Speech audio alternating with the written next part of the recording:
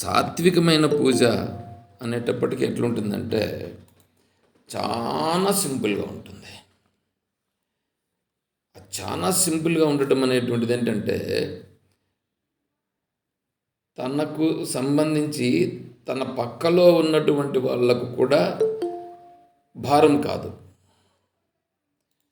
తన పక్కలో ఉండే వాళ్ళకు కూడా భారం కాదు. పైగా తనంతట తనకు కూడా భారం కాదు. తనంతట తనకు కష్టం కాదు. తర్వాత తన పక్కలో ఉండే వాళ్ళకు కూడా భారమని అనిపించదు. ఇంకా వేరే వాళ్ళకు కూడా అసలు భారం అనిపించదు. అంతటి సింపుల్గా ఉంటుంది సాత్వికమైనటువంటి పూజ. ఇక్కడ భగవంతునికి మనం పత్రం, పుష్పం, ఫలం, తోయం. పత్రం అనేటప్పుడు వేదాధ్యయనము, భగవద్గీత, తర్వాత భాష్యము, ఇవి మనము అధ్యయనం చేస్తూ ఆ భావనలోకి వెళ్ళుట, ఈ రూపంగా ఉండుట అనేటువంటిది భగవంతుణ్ణి ఆరాధించుట, భగవంతుణ్ణి భజించుట అవుతుంది. తర్వాత పుష్పముతో భగవంతునికి సమర్పించుట. పుష్పమును సమర్పించుట అంటే మన వాళ్ళు ఏంటంటే మామూలుగా పూజ చేసేదానికి పుష్పములు తీసుకొచ్చి ఆ పుష్పములతో భగవంతునికి బాగా అలంకారం చేసేస్తారు. ఈ అలంకారం చేసేటువంటిది మామూలుగా తిరుమలలో అయితే పుష్పయాగం అని చేస్తారు. ఈ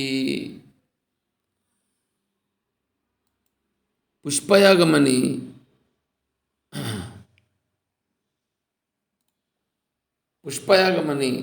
చేసేటువంటి దానికి కొన్ని టన్నుల పుష్పాలు తెస్తారు. లారీల్లో తెచ్చి ఆ పుష్పాలతో స్వామికి ఏం చేస్తారంటే ఒక్కొక్క బుట్టలో తీసి ఇట్లా వేసేస్తారు అంతే. దాన్ని మళ్ళీ ఏం చేస్తారంటే దాన్ని తీసి దాన్ని తొక్కను కూడా తొక్కుతారు. దానిపైన నిలబడి దాన్ని అంతా ఇట్లా తీస్తూ ఉంటారు. ఇది ఇప్పుడు ఏమవుతుందంటే ఈ పుష్పయాగం అనేటువంటిది దానిలో ఎన్ని పుష్పాలను సమర్పిస్తారు అక్కడ అంటే నీకు ఒక లారీతో వచ్చినటువంటి ఆ పుష్పాలు ఉంటాయి అనుకోండి. ఆ పుష్పాలను ఏమన్నా ఒకవేళ మన స్వామికి ఏమన్నా సమర్పించి ఆడేమన్నా పెద్దదిగా చేస్తారంటే అది ఏముండదు.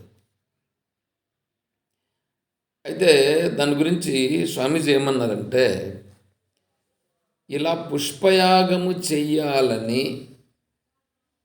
భగవద్గీతలో కానీ వేదములో కానీ లేదు.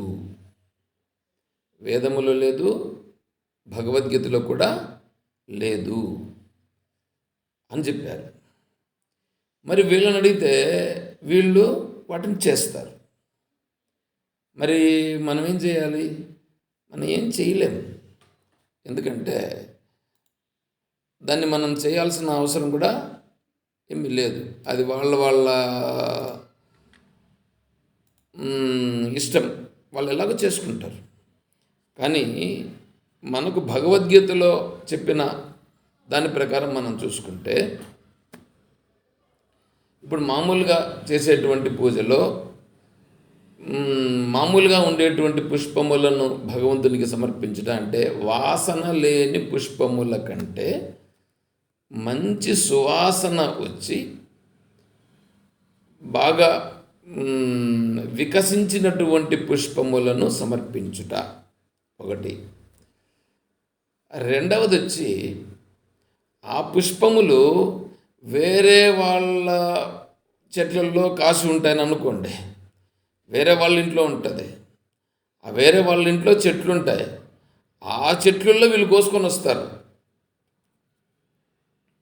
ఆ చెట్లలో కోసుకొని వచ్చి ఈడ దేవునికి పెడతారు. ఏమన్నా మాట్లాడితే మీరైనా దేవునికి పెట్టేదే కదా, మేమైనా దేవునికి పెట్టేదే కదా అనేటట్లుగా వాళ్ళకంటే ముందు కూడా వీళ్ళు పొద్దున్నే వెళ్ళి కోసుకొని వచ్చేసి సమర్పిస్తూ ఉంటారు. ఇది సరిపోయే పద్ధతి కాదు, అట్లా చేయకూడదు. ఎందుకంటే ఆ పుష్పములను ఒకవేళ సమర్పించాలి అని అనుకుంటే, నేను ఇది నార్మల్గా ఉండేటువంటి, లౌకికంగా ఉండేటువంటి వాళ్ళ గురించి మాట్లాడుతున్నటువంటి మాట. ఈశ్వరుని సగుణ భక్తుని గురించి మాట్లాడుతున్న మాట కాదు ఇది.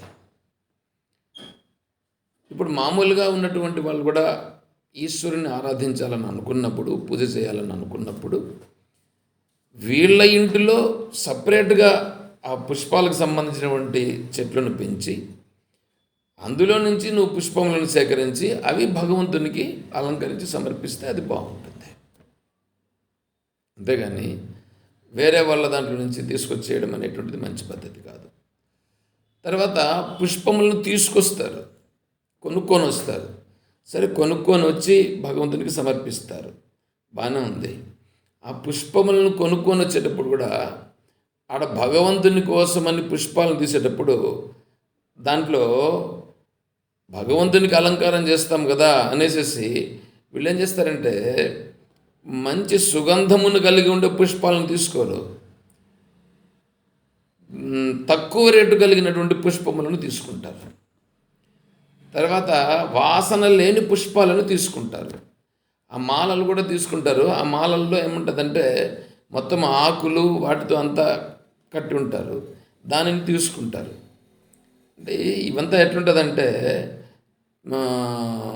ఆ పుష్పాలు కూడా నీకు మంచి కళకళ అని కూడా ఉండవు. అటువంటి వాటిని దాన్ని కూడా రేటు గోచారి దాన్ని తీసుకొని వచ్చి దేవునికి ఇస్తారు. సో ఇదంతా కూడా భగవంతుని విషయంలో అట్లా చేశాడంటే అతని మనస్సు ఇంకా భగవంతుని కోసం సమర్పించేటువంటి దాంట్లో పరిపక్వత కాలేదు అని అర్థం. అక్కడే పరిపక్వత కాల, ఇంకా మళ్ళీ సగుణ భక్తుడు ఇంకా ఎట్లా అవుతాడు? కాబట్టి అదొకటి. నెక్స్ట్ సగుణ భక్తుని దగ్గరికి వస్తే పుష్పములను తీసి భగవంతునికి సమర్పించుట అంటే చెట్టులో నుండి పుష్పమును లాగుట, చెట్టులో నుంచి పుష్పాన్ని లాగి ఆ పుష్పాన్ని భగవంతునికి సమర్పించుట. అది పుష్పాన్ని లాగి భగవంతునికి సమర్పించడం ఉందే, పుష్పములు చెట్టులో నుంచి లాగుట అనేది ఉందే, అదే ఇక్కడ స్వీకరించడం, అదే లేదు.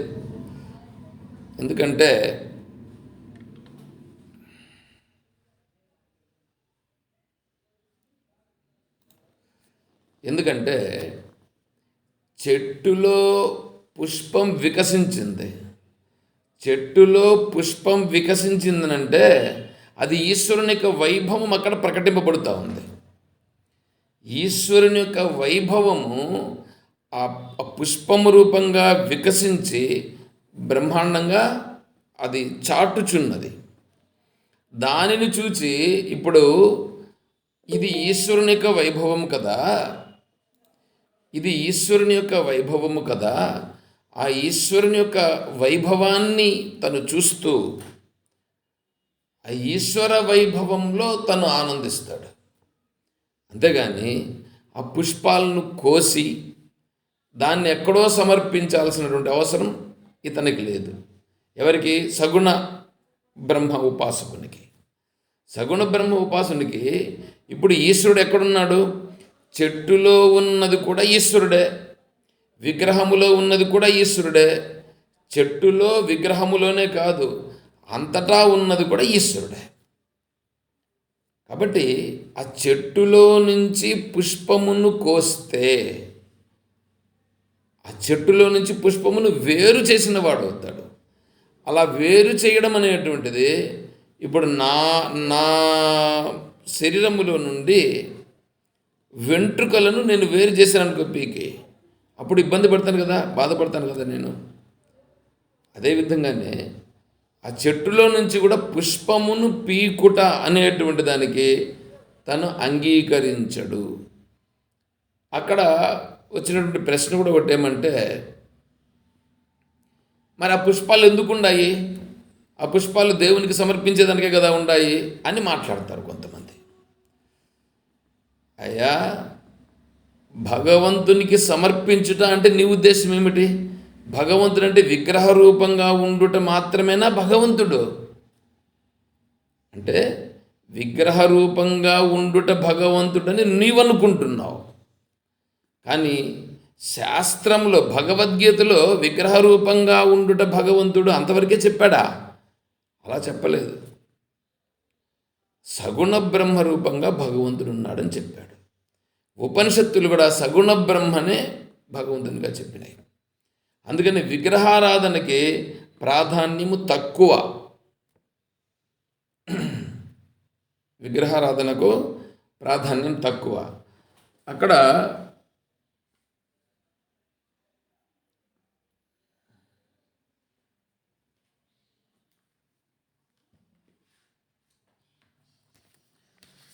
రామతాపుణ్యోపనిషత్తులో భగవంతుని గురించి ఏం చెప్పిందంటే, నతే రూపం నచాకారో నాయుధాని నచాస్పదం ఉపాసకానాం కార్యార్థాం బ్రహ్మణో రూపకల్పనాం. నతే రూపం నచాకారం నాయుధాని నచాస్పదం. భగవంతునికి రూపం అనేటువంటిది లేదు, ఆకారము లేదు, ఆయుధములు లేవు. నచాస్పదం. ఇప్పుడు భగవంతునికి ఆయుధములను పెట్టినారు అని అనుకుందాం. ఒకవేళ ఆయుధాలను ధరింపజేసినాడు అంటే ఎందుకు ఆయుధాలను ధరింపజేశాడు? వీళ్ళు చెప్పడం ఏం చెప్తారంటే, భక్తుని యొక్క భయమును పోగొట్టుట కొరకు, భక్తునికి ఉండేటువంటి కష్టములను తొలగించుట కొరకు, భక్తులకు ఉండేటువంటి శత్రువులు ఎవరున్నారో వాళ్ళను దునుమాడుట కొరకు భగవంతుడు ఆయుధములను ధరించినారు అని చెప్తారు. ఏమండి, భక్తుడనేటువంటి వాడు భయపడుతున్నాడా లేకపోతే భయం లేకుండా ఉన్నాడా? ఇక్కడ ప్రశ్న. భగవంతుణ్ణి నమ్మినాడు అంటే భయం ఉంటుంది. భగవంతుణ్ణి తెలుసుకుంటే భయం ఉండదు. కాబట్టి నమ్మకము వేరు, తెలుసుకునుట వేరు. రెండింటికి తేడా ఉంది. భగవంతుణ్ణి నమ్ముటానంటే భగవంతుడు ఏదో ఒక రూపంగా ఉన్నాడు, ఆయన నన్ను రక్షిస్తాడు అనేటువంటిది నమ్మకం. తెలుసుకునుట అంటే భగవంతుడు ఎలా ఉన్నాడు, ఎక్కడ ఉన్నాడు, ఏ విధంగా ఉన్నాడు అని తెలుసుకునుట. భగవంతుడు ఆత్మస్వరూపం, భగవంతుడు సగుణ రూపంగా ఉన్నాడు. దీనిని శాస్త్రం ప్రకారం తెలుసుకోవాలి. ఈ శాస్త్రం ప్రకారం తెలుసుకుంటే ఏమవుతుంది? ఇది దృఢమవుతుంది, మనస్సుకు దృఢమవుతుంది. ఇలా దృఢమైనప్పుడు ఏమవుతుందంటే భగవంతునికి సంబంధించిన తత్వం తెలిసి తనకు భయము పోతుంది. ఎందుకంటే నువ్వు దేనినన్నా తీసుకో, దేనిని తీసుకున్నా అంత భగవంతుని యొక్క రూపమే కదా. భగవంతుని రూపము కానిదేది. కాబట్టి వాటిని చూసి భయపడుట అనేటువంటిది ఉండదు, ఒకటోది. రెండవది, మరి వాటి దగ్గరకు పోయి పొరపాటున వేదన వస్తే ఎట్లానంటే వాటి నుంచి దూరంగా ఉండుట అనేటట్లుగా ప్రయత్నం చేస్తాడు. కానీ వాటిలో పోయి చిక్కులు కొనేదానికి ప్రయత్నం చేయడు. అదే వివేకం అని అంటే. ఎందుకంటే చీమ ఉందని అనుకోండి, చీమ పాటికి చీమ పోతూ ఉంటుంది. చీమ విషయం చీమది, నా విషయం నాది. చీమ దగ్గరికి పోయి నువ్వు చీమను కళ్ళబెడితే ఆ చీమ చేయగలిగేటువంటిది ఏమంటే దానిని అది రక్షించుకునేదానికి అది కుడుతుంది, కరుస్తుంది. అంటే చీమ సామర్థ్యాన్ని అనుసరించి చీమ కరుస్తుంది. అదేవిధంగా తేలు, పాము, మండ్రగబ్బ ఇవన్నీ కూడా వాటి సామర్థ్యాన్ని అనుసరించి అవి కాపాడుకున్నట్టు కొరకు అవి కరుస్తాయి. అదేవిధంగానే మిగతా జంతువులన్నీ కూడా ఇంకా పులి, మేక, పులి, సింహము ఇటువంటివి అడవి జంతువులు, క్రూర జంతువులు, అవి వాటి యొక్క ఆహారం కోసం ఇతరులను హింసిస్తాయి. అయితే ఈ పులి కానీ సింహము కానీ ఉన్నాయే, ఆ పులి సింహము వాటి ఆహారము తినేసినాయని అనుకోండి. ఒకవేళ వాటికి పొట్టకు తినాల్సింది తినేసినాయని అనుకోండి. ఇప్పుడు దాని పక్కలోనే ఒకవేళ జింకలు అవి పోతున్నాయని అనుకోండి, అప్పుడు వాటిని ఏమి అనవట. పెద్దలు చెప్పినటువంటి అంశం. ఎందుకంటే నాకైతే దాని గురించి తెలియదు. వాళ్ళు రీసెర్చ్ చేసి చెప్పినటువంటి అంశం ఏంటంటే, దానికి ఆకలిగా ఉన్నప్పుడు మాత్రమే మిగిలినటువంటి జంతువులపైన దాడి చేసి దానిని తింటాయి. ఆకలి తీరిపోయింది, ఆకలి అయింది, తినేసింది. ఇప్పుడు దాని ముందర కూడా జంతువులు కనిపించినాయి అనుకోండి, వాటిని అదేమి హింసించదు అని చెప్పినారు, మళ్ళీ ఆకలి అయ్యేంత వరకు. సరే, ఇప్పుడు ఇక్కడ విషయం ఏంటంటే, అటువంటి వాటి దగ్గరికి పోయినప్పుడు మన కర్మో మన ప్రారంధమో అది ఏందో ఉంటుంది, దాని ప్రకారం అది జరుగుతుంది. అప్పుడు కూడా భయపడుట అనేటువంటిది ఉండదు ఇంక అక్కడ. ఎందుకంటే అక్కడ ఉన్నది కూడా ఈశ్వరుడే, ఈశ్వరుని రూపంగానే నేను ఉంటాను అనేటువంటిది భావించి అలా ఉంటాడు. దీని గురించి యోగ వాసిష్టంలో కూడా ఒక రాజు వేట కోసం వెళ్ళినప్పుడు, ఆ ప్రదేశంలో రాజు మంత్రి ఇద్దరు తప్పిపోయి వెళితే అక్కడ ఒక రాక్షసి, బ్రహ్మరాక్షసి ఉంటుంది. ఆ బ్రహ్మరాక్షసి ఏం చేస్తుందంటే వీళ్ళందరినీ చూసి రాజును మంత్రిని చూస్తుంది. చూచి మిమ్మల్ని నేను ఈరోజు భక్షిస్తాను, నా ఆకలి తీర్చుకుంటాను అని చెప్పి వాళ్ళని రమ్మంటుంది. ధైర్యంగా పోతారు, రాజు మంత్రి ఇద్దరు పోతారు. ఏమింత ధైర్యంగా వస్తున్నది, మీకేం భయం కలగట్లేదా అని అడుగుతుంది. నిన్ను చూసి మేమెందుకు భయపడాలి అని అడుగుతారు వీళ్ళు. అదేంటి, నేను రాక్షసిని అంటుంది. నువ్వు రాక్షసివి నాకు తెలిసే నేనేం భయపడడం లేదు అని అంటాడు. అంటే ఎందుకు భయపడడం లేదు అని అంటే అప్పుడు ఏనంటాడు, నువ్వు రాక్షసిగా పుట్టినావు అంటేనే ఎప్పుడో మానవ జన్మలో నువ్వు చేసినటువంటి కర్మల యొక్క ప్రభావము చేత ఆ కర్మల యొక్క ఫలితాన్ని అనుభవించేదానికి ఇప్పుడు నువ్వు లేనిపోయిన ఈ వికృత రూపంతో నువ్వు పుట్టినావు. అటువంటిప్పుడు నిన్ను చూసి మేమెందుకు భయపడాలి, మీకంటే గొప్ప స్థాయిలో నేనున్నాను, భగవంతుని యొక్క స్వరూపాన్ని తెలుసుకుంటూ భగవంతుని యొక్క తత్వంలో ఉన్నాము అని చెప్తాడు. ఎందుకంటే అప్పుడు వెంటనే దానికి కొద్దిగా ఫీల్ అనిపిస్తుంది, అంటే వీళ్ళు సామాన్యమైనటువంటి వాళ్ళు కాదు అని చెప్పి దానికి అనిపిస్తుంది. అట్లయితే నేను మిమ్మల్ని ప్రశ్నలు అడుగుతాను, ఆ ప్రశ్నలన్నిటికీ సమాధానం చెప్పండి, సమాధానం చెప్పితే మిమ్మల్ని విడిచిపెడతాను, లేకపోతే మిమ్మల్ని తింటానంటది. నువ్వు తిన్నన్నా తినుకో, ఏమన్నా చేసుకో, నా ప్రారంధాన్ని అనుసరించి జరగాల్సింది జరుగుతుంది, నీకు నాకేం పెద్ద ఇబ్బంది లేదు, నువ్వు అడుగు అని అంటాడు. అప్పుడు బ్రహ్మరాక్షసికి ఈ రాజుకు మంత్రికి మధ్యలో సంవాదం జరుగుతుంది. ఈ బ్రహ్మరాక్షసిగా ఉండేటువంటిది ముందు జన్మలో మంచి బ్రాహ్మణుడు, వేద తత్వాన్ని తెలిసినటువంటి బ్రాహ్మణుడు. అతను లేనిపోయినటువంటి కర్మలు, క్రియలు, పనికిరాని పనులన్నీ చేసిన దానికోసం అతనికి బ్రహ్మరాక్షసు యొక్క రూపం వచ్చింది. ఇప్పుడు ఈ వేద విషయములలో చర్చ జరిగిన దానివలన దీనికి ఇప్పుడు ఆ బ్రహ్మరాక్షసు యొక్క రూపం పోయి తిరిగి మామూలు రూపం రావడం జరుగుతుంది అని ఆ కథలో చెప్పడం జరుగుతుంది. అది ఒకటి. రెండవది, ఈ రాజు మంత్రి ఇద్దరు భయపడలేదు ఆ రాక్షసుని చూసి కూడా. ఎందుకు భయపడలేదు అని అంటే ఆడు ఉండేటువంటిది బ్రహ్మరాక్షసి కర్మను అనుభవిస్తుంది, అంతేగాని నేనేం కాదు కదా, నా పరిస్థితి ఏం కాదు కదా అని ఇప్పుడు ఈ రాజు మంత్రి బ్రహ్మాండంగా ఈశ్వర జ్ఞానం చేత అలా ఉంటారు. అటువంటి స్థితి వస్తుంది. ఇప్పుడు భగవంతుని యొక్క భక్తునికి భయము ఉందినంటే ఈయన ఆరాధిస్తున్నటువంటి దేవుని పైన నమ్మకం ఉందే కానీ దేవుని గురించి తెలుసుకోలేదు అని అర్థం. కాబట్టి దేవుని గురించి తెలుసుకోకుండా దేవుడు ఈయన నేను కాపాడుతాను అంటే, ఇప్పుడు ఈయన కాపాడినాడు అంటే ఈయనకు శత్రువు ఎవరో ఒకడు ఉంటాడు. ఈయనకు శత్రువు ఎవరో ఒకడు అంటే అతని పైన ఈ దేవుడు తన శక్తులను, తన యొక్క ఆయుధాలను ప్రయోగిస్తాడు.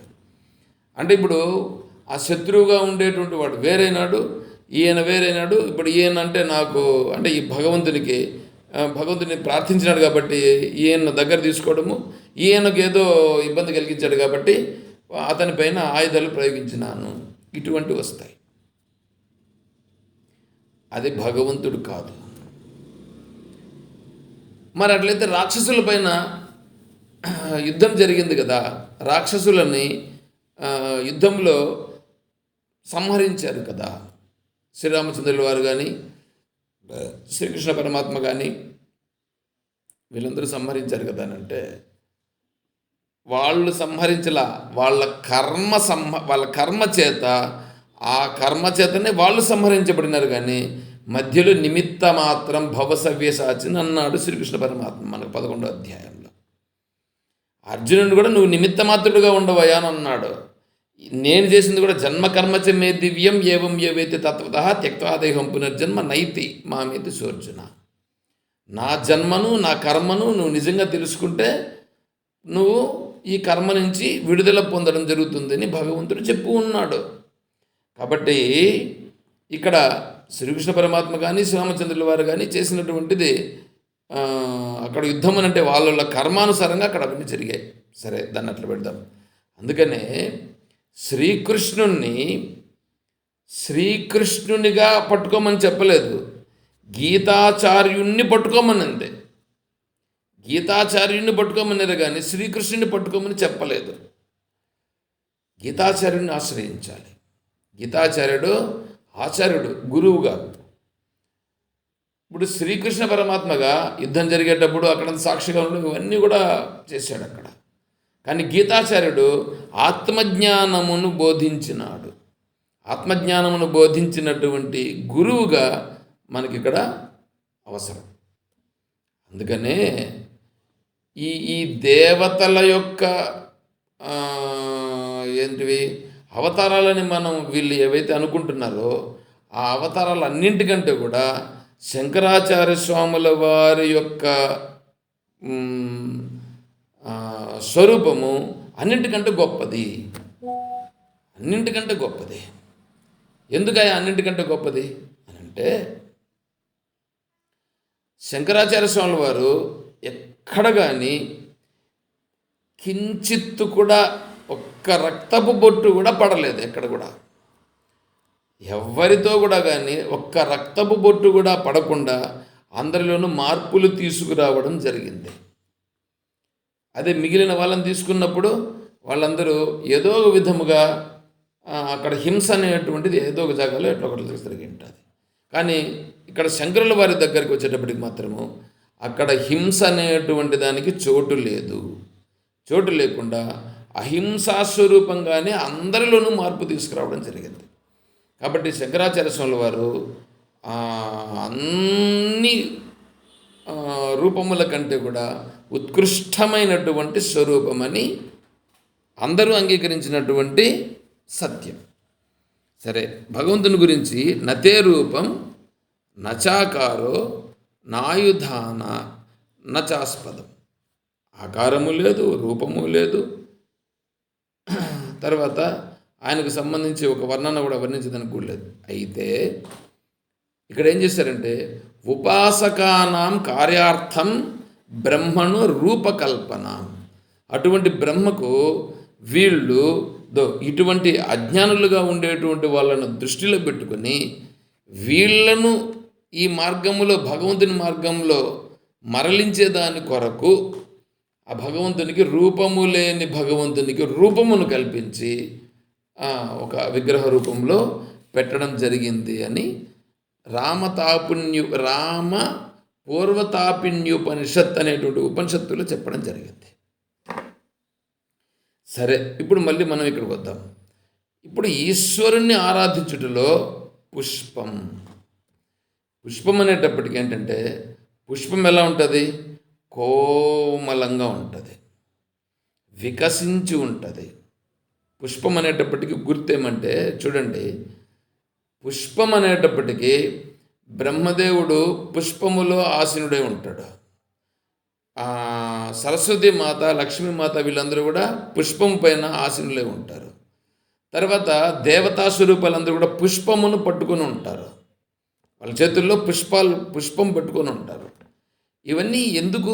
పుష్పం ఎందుకు? దాని యొక్క ప్రాధాన్యం ఏమిటంటే, పుష్పం అనేటువంటిది జ్ఞానమునకు చిహ్నం ఒకటి, రెండవది హృదయమునకు చిహ్నం రెండవది.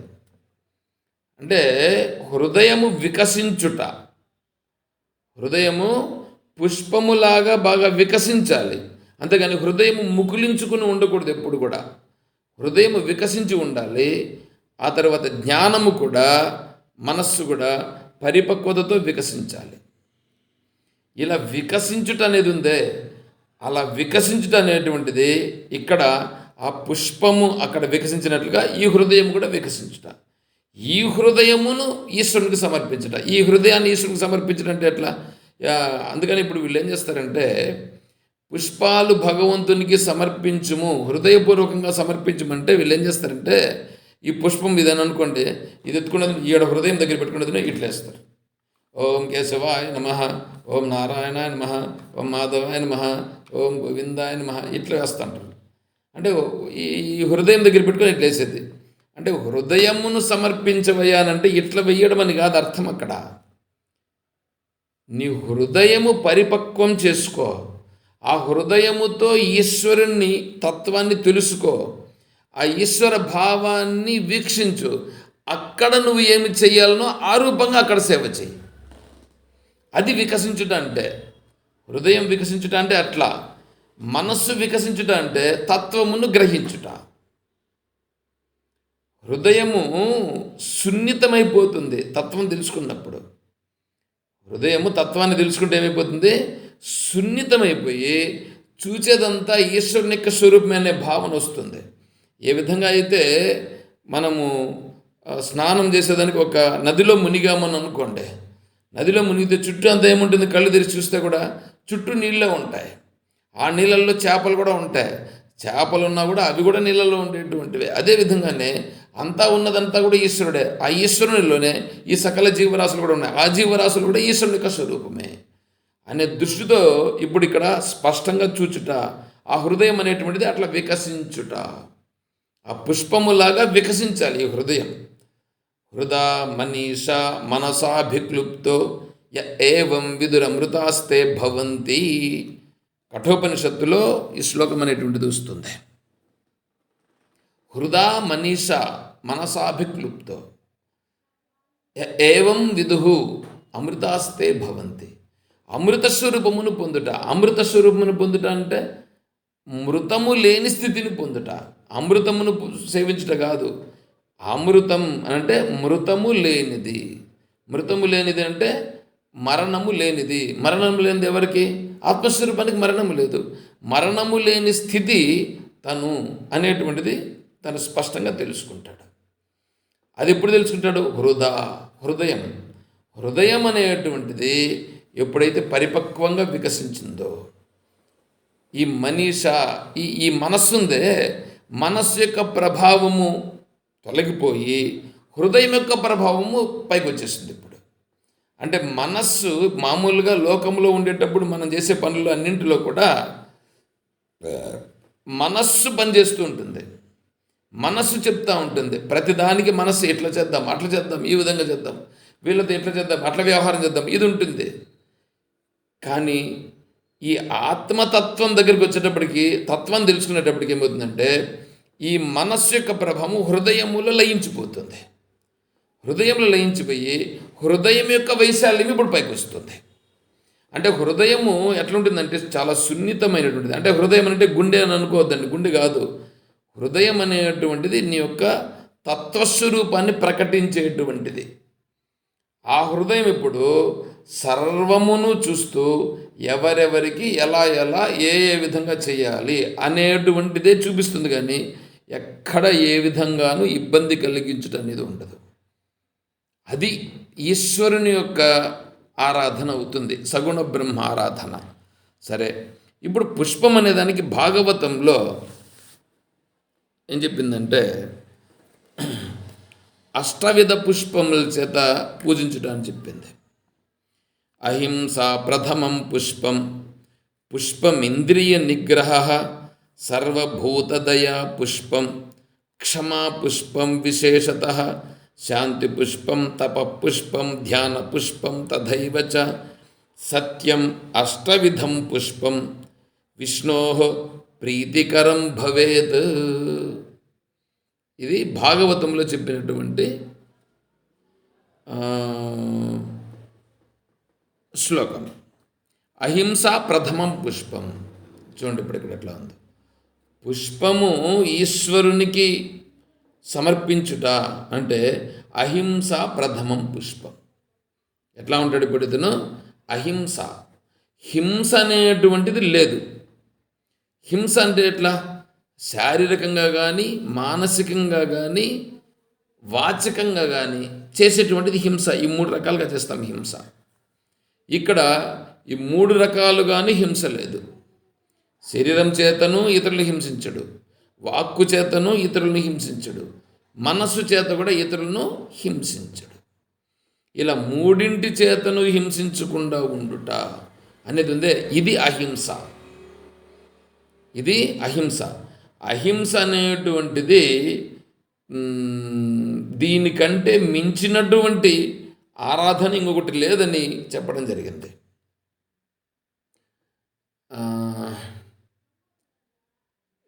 ఈ అహింసను గురించి చెప్తూనే మనకు భాగవతంలో ఇవన్నీ కూడా కథలు కూడా కొన్ని వస్తాయి.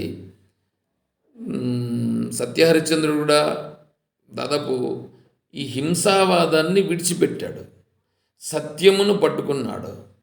సత్యమును పట్టుకునుట అనేటప్పటికే హింసను విడిచిపెడితేనే నువ్వు సత్యమును పట్టుకోవడం జరుగుతుంది. ఎందుకంటే ఈ సత్యం, జ్ఞానం, అనంతం, ఈ 3 విషయాలు. తర్వాత ఈ దైవీ సంపద లక్షణాలు కొన్ని ఉన్నాయి భగవద్గీతలో.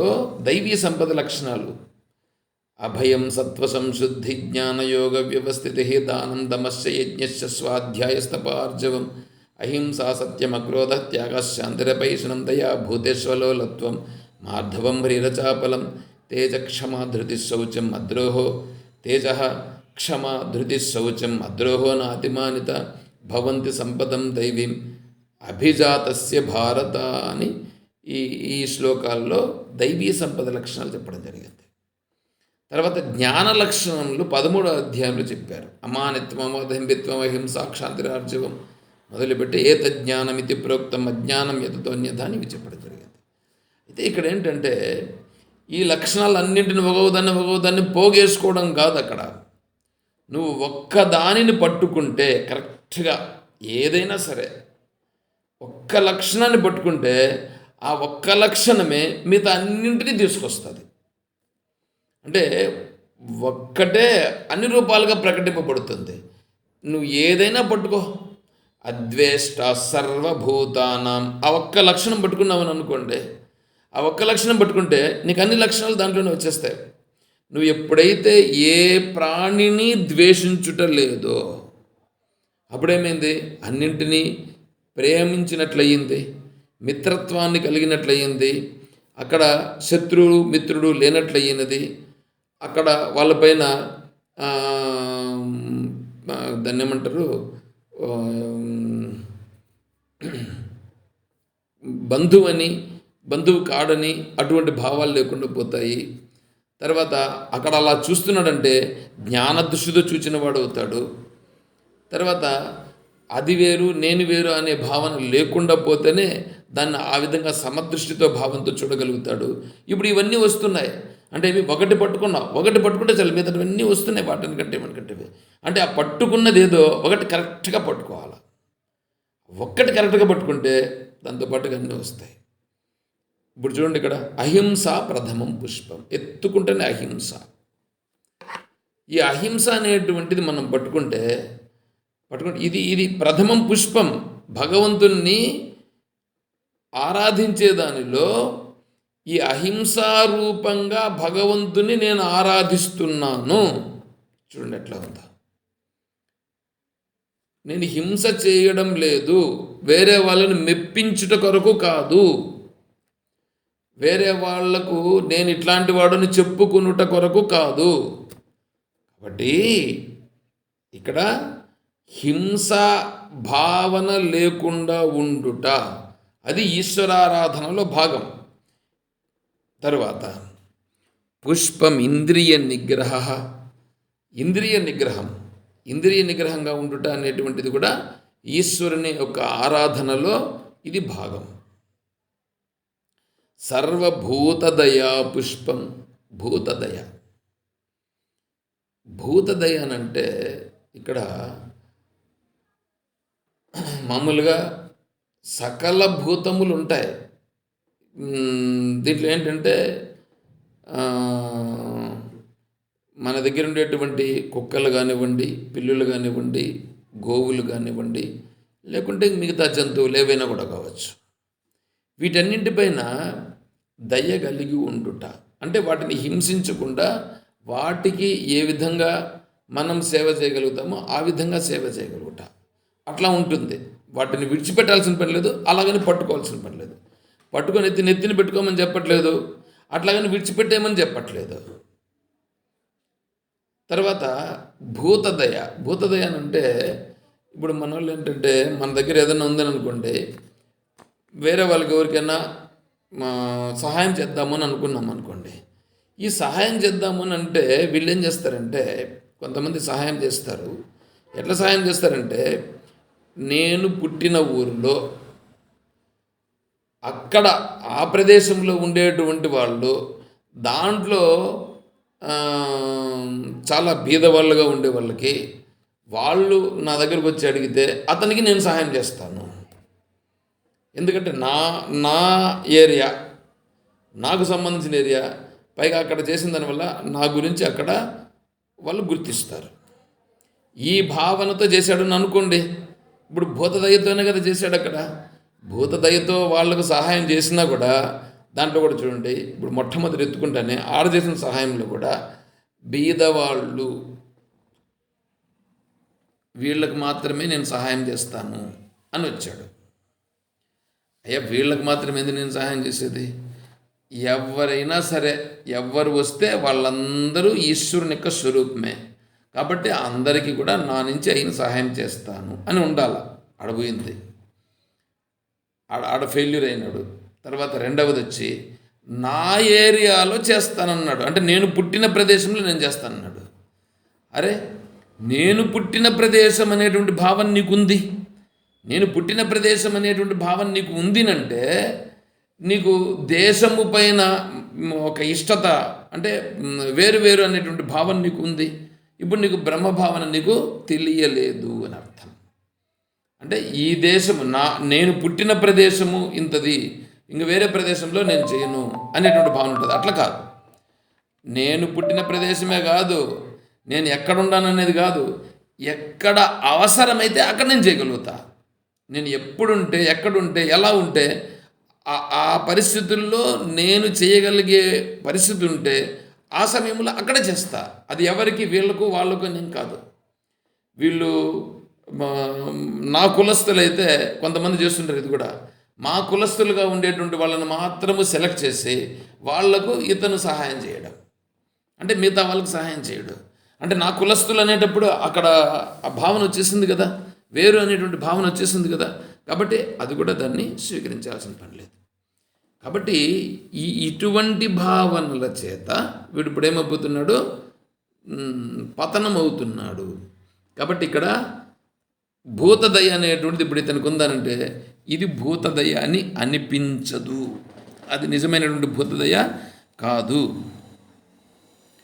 భూతదయ అంటే ఎట్లుండాలంటే, నువ్వు ఎక్కడుంటే అదే నా ప్రదేశం, అక్కడ నేను ఏమైనా చేయగలిగింది అక్కడ చేస్తాను. ఆ తర్వాత భూతములకు సంబంధించి దానికేం చేయాలి, దీనికేం చేయాలి, ఇంకో దానికి, అట్లంతా ఏమీ లేదు.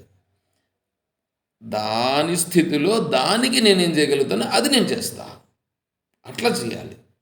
అందుకే దాతవ్యమితి యద్దానం దీయతే అనుపకారిణే దేశే కాలేచ పాత్రేచ. పాత్రను ఎరిగి ఆ పాత్రకు ఏది అవసరమో దానికి సరిపోయేటువంటిదని నేను ఇస్తాను. పైగా రెండవది, అది ఇచ్చినప్పుడు సాత్విక దానంకి వచ్చేటప్పటికి వాళ్ళ నుంచి మళ్ళీ నాకేమొస్తుంది అని కాదు అక్కడ.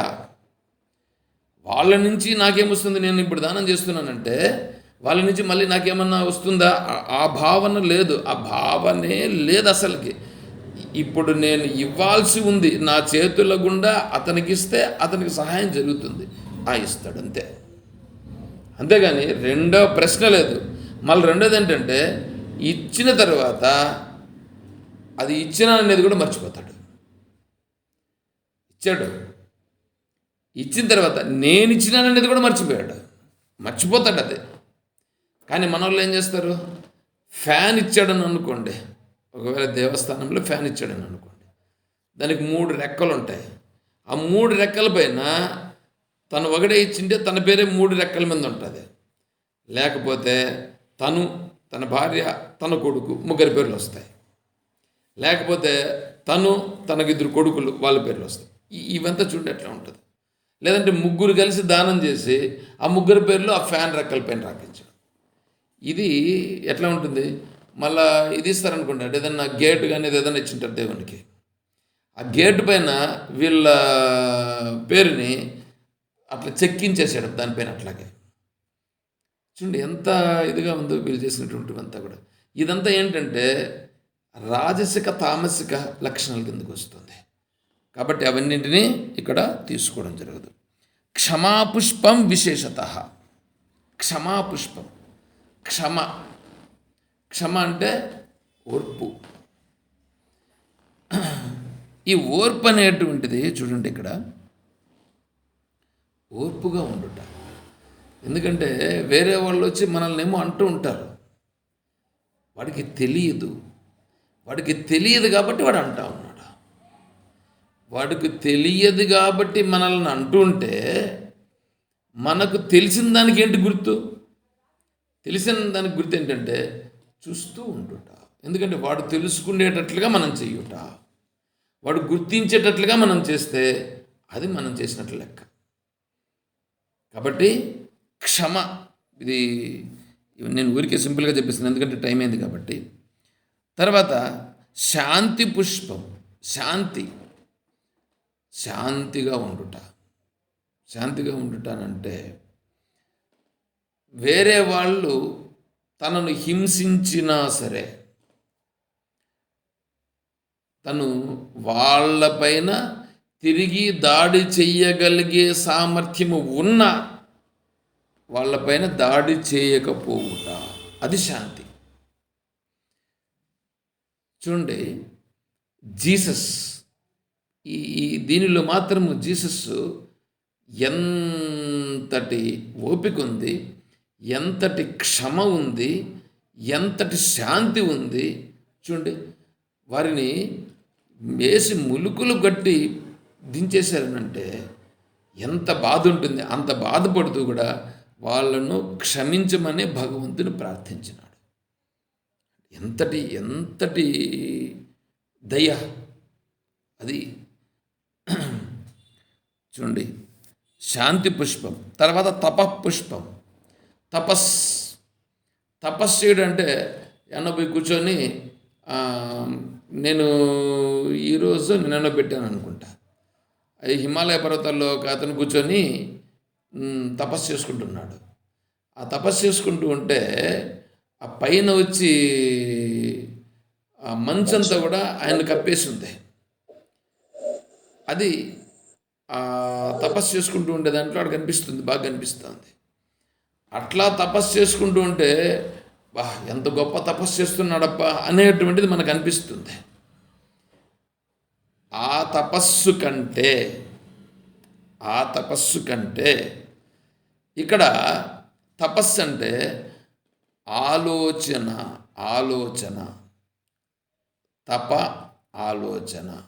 తప అంటే దాని యొక్క అర్థము ఆలోచన. ఏం ఆలోచన? ఈ జగత్ అనేటువంటిది ఎట్లా ఏర్పడింది? ఈ జగత్తు ఎందుకు ఏర్పడింది? ఈ జగత్తులో నేను ఎందుకున్నాను? దీనికి ఉపాదానం ఏమిటి? అంటే ఈ జగత్తు ఎందుకు వచ్చింది, ఎలా వచ్చింది, దానికి నాకు ఉండే సంబంధం ఏమిటి? ఇది ఎలా కొనసాగుతున్నది, ఇటువంటి వాటిని గురించి ఆలోచన చేయటం. ఇటువంటిని గురించి ఆలోచన చేసి కోహం కథమిదం జాతం ఉపాదానం కిమస్తేహం విచారం సోయమిదృశ అని ఆచార్యులు వారు బ్రహ్మ బ్రహ్మానుభూతి అపరోక్షానుభూతి గ్రంథంలో చెప్పారు. ఇలా విచారణ చేయాలి. నేనెవరు, కథమిదం జాతం, నేను ఎట్లా పుట్టినాను, తర్వాత ఈ జగత్ అనేటువంటిది ఎట్లా పుట్టింది, ఈ జగత్తుకు ఉపాదానం ఏమిటి, అంటే జగత్తు ఉపాదానం ఎట్లా తయారైంది, ఈ తయారైన దాంట్లో నాకు దీనికి ఏం సంబంధం, ఇట్లా విచారణ చేస్తూ తత్వ మార్గంలో ముందుకు వెళ్ళుట అనేది ఉందే, అది ఆలోచన, అది తపస్సు. దానిని తపస్సు అంటారు, కానీ ఇది తపస్సు అంటే అది కూడా తపస్సే, కాదని చెప్పట్లేదు. ఆ తపస్సు కంటే ఈ తపస్సు చాలా గొప్పది అని చెప్పడం జరుగుతుంది. అందుకు చెప్తున్నాను అక్కడ. తర్వాత ధ్యాన పుష్పం తథైవచ. ధ్యాన పుష్పం, ధ్యానమునంటే ఇంతసేపు అదే చెప్తున్నానే, అక్కడ కూర్చొని ధ్యానములు అలా కూర్చొని నడిపోవట, అది దానికి వీళ్ళు ఏమంటారంటే సమాధి అని పేరు పెట్టారు. ఈ సమాధి అనేటువంటిది ఉందే, కూర్చొని అలా ఎవరితోనూ చూడకుండా మాట్లాడకుండా కళ్ళు మూసుకొని ఇలా కూర్చొని ఉండిపోతే అది సమాధిలో ఉండిపోయినడబ్బా ఇతను అని మనకు అనిపిస్తుంది. అది నిజమైన సమాధి అని చెప్పుటలేదు, నిజమైన సమాధిని చెప్పుటలేదు. అర్జునుడు స్థితప్రజ్ఞస్య లక్షణాల్లో అడుగుతాడు. స్థితప్రజ్ఞస్య కా భాష సమాధిస్తస్య కేశవ స్థితధీహి కిం ప్రభాషేత కిం ఆసిత వ్రజతి కిం. స్థితప్రజ్ఞస్య కా భాష ఏం మాట్లాడతాడు, సమాధిస్తస్య కేశవ, సమాధి అంటే సమత్వమైనటువంటి బుద్ధి కలిగి ఉంటాడు, అతను ఎలా ఉంటాడు అని అడిగాడు ప్రశ్న. దానికి సమాధానంగా స్థితప్రజ్ఞస్య లక్షణాల్లో చెప్పడం జరుగుతుంది. కాబట్టి సమాధి అనేటప్పటికీ సమాధానము కలిగి ఉండుట. దేని యందు సమాధానం కలిగి ఉండుట, నేను ఇక్కడ ఎందుకున్నాను, ఎలా ఉన్నాను, ఇలా ఎందుకు జరుగుతూ ఉన్నది, ఈ చుట్టూ ఉండేటువంటిదంతా కూడా ఎందుకు జరుగుతుంది, ఈశ్వరుని యొక్క ప్రభావం ఏమిటి, ఆ ఈశ్వరుడు ఇలాగే ఎందుకు జరిపిస్తున్నాడు, బ్రహ్మకు దీనికి ఏమిటి సంబంధం, ఇవంతా ఉన్నాయే, ఇవంతా ఎప్పుడు విచారణ చేస్తాడో అప్పుడు ఈ సమాధి అనేటువంటిది వస్తుంది. ఈ సవికల్ప సమాధిని నిర్వికల్ప సమాధిని అవి రెండు ఉన్నాయి. అది యోగ సమాధులకు సంబంధించినటువంటివి. వాటిని అవి మామూలు స్థితిలో సమానంగా సరిపోతుంది. ఇక్కడ జ్ఞాన సమాధి కావాలా. జ్ఞాన సమాధి, ధ్యానం అనేటప్పటికీ కూర్చొని ఉండుట ధ్యానము అనేటువంటిది ప్రాథమిక స్థాయి. ఇక్కడ ధ్యానం అనేటప్పటికీ సహజ సమాధి. సహజ సమాధి అంటే నువ్వు స్వయం ఉచ్చలితే దేహీన్యస్త సమాధిన నిశ్చలం తమ విరజ్యాని యత్ సమాధిస్తస్య లక్ష్యం. వాడు లేస్తాడు, అన్ని వ్యవహారాలు జరుగుతూనే ఉంటాయి, కానీ తను మాత్రం సమాధి స్థితిలోనే ఉంటాడు. అంటే ఏమిటి, జ్ఞానస్థితి, జ్ఞానం, పరిపక్వమైనటువంటి జ్ఞానం, పరిపక్వమైనటువంటి జ్ఞానములో ఉండటం అనేటువంటిదే నిజమైనటువంటి ధ్యానం అని చెప్పడం జరుగుతుంది. తర్వాత సత్యం. సత్యం అష్టవిధం పుష్పం అంటే సత్యమును పలుకుట. సత్యం అని అంటే త్రికాల బాధ్యత్వం, సత్యత్వం. ఏది సత్యమో అది సత్యం. అంటే మూడు కాలముల యందు ఏదైతే మార్పులు చేర్పులు లేకుండా ఉన్నదో అది సత్యం. అటువంటి సత్యస్వరూపమును పట్టుకునుట, అటువంటి సత్యస్వరూపాన్ని పట్టుకొని ఈ రూపంగా ఉంటాడే, ఇదే విష్ణో ప్రీతికరం భవేత్. విష్ణువుకు ప్రీతికరమైనటువంటి పుష్పములు ఇవి అని ఇక్కడ చెప్పడం జరుగుతుంది. చూడండి, ఇప్పుడు ఈ పుష్పములు సమర్పించుట, ఈ పుష్పములు సమర్పించేదానికి పక్కలో ఉండే చెట్టుల నుంచి ఏమైనా ఒక్క పుష్పాన్న అట్లా ఏమైనా కోస్తాడా? చూడండి, ఇప్పుడు చెప్పినటువంటి దాంట్లో వేరే వాళ్ళని ఏమైనా కొద్దిగానైనా ఇబ్బంది పెడుతున్నాడా? ఏమున్నా తనే ఇక్కడ వ్యవహారాలన్నీ చూస్తాడు. ఇవి ప్రకటింపబడుతూ ఉంటాయి. ఇవి ఇలా ప్రకటింపబడుట అనేటువంటిది ఉంది. ఇదే పుష్పం. ఈ రూపంగా ఈశ్వరుని ఆరాధించుట. ఈశ్వరుని ఆరాధించుట కాదు, ఈశ్వర భావమును ప్రకటించుట. ఈశ్వర భావమును ప్రకటించుట జరుగుతూ ఉంటుంది. సగుణ బ్రహ్మ ప్రకటన. ఇది ఉత్తమమైనటువంటి పుష్పములతో భగవంతుణ్ణి అర్చించుట అంటారో, తర్వాత సేవించుట అని అంటారో, లేకపోతే భగవంతునికి నివేదించుట అంటారో, మీరేమన్నా అనొచ్చు. కానీ ఇది నిజమైనటువంటి భక్తి, నిజమైనటువంటి ఈశ్వరారాధన అని మనకి ఇక్కడ భగవంతుడు చెప్పుట జరుగుచున్నది. తర్వాత ఫలం, తోయం, అవి రెండు ఉన్నాయి. వాటిని గురించి మళ్ళీ మనం రేపు తెలుసుకుందాం.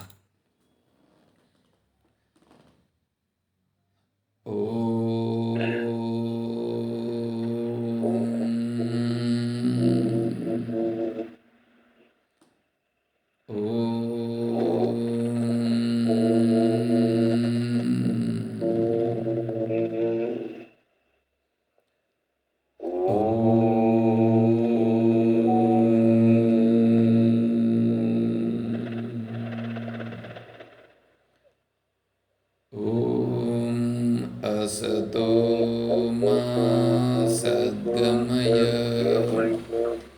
ॐ तमसो मा ज्योतिर्गमय, ॐ मृत्योर्मा अमृतं गमय, ॐ शान्तिः शान्तिः शान्तिः।